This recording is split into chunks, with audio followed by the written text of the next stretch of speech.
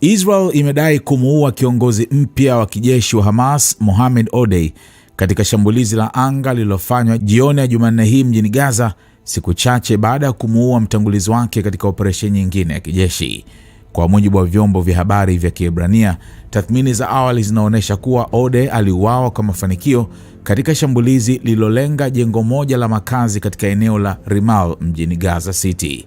Chanzo cha Israel kilichonukuliwa na shirika la utangazaji la Kan kilithibitisha kuwa Odeh aliuawa katika shambulizi hilo, ingawa hadi sasa Hamas haijatoa tamko rasmi kuhusu tukio hilo.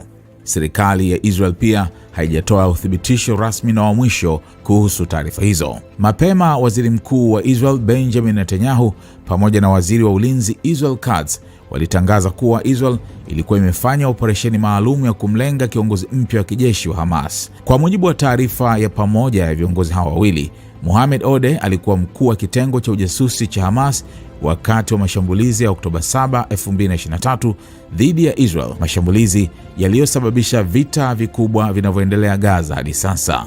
Taarifa hiyo ilisema Odeh aliteuliwa wiki iliyopita kuchukua nafasi ya Izz al-Din al-Haddad kama mkuu Hamas katika ukanda wa Gaza, pamoja na kiongozi wa mrengo wake wa kijeshi baada ya al-Haddad kuuawa katika shambulizi la jeshi la Israel Mei 15 mjini Gaza.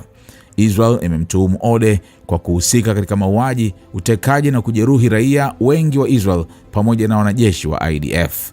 Ripoti kutoka Gaza zilisema jengo lililolengwa katika eneo la Rimal liliharibiwa vibaya, huku taarifa za awali zikionyesha watu wawili waliuawa na wengine takriban 10 kujeruhiwa katika shambulizi hilo.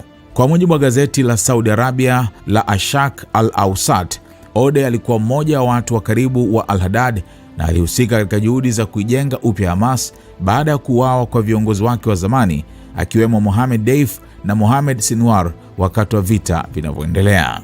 Ripoti hiyo pia ilidai kuwa Odeh aliwahi kuomba kuongoza brigedi za Al-Qassam baada ya kuuawa kwa Sinwar mwaka 2025, lakini mwanzoni alikataa nafasi hiyo, ingawa taarifa hizo hazijathibitishwa rasmi.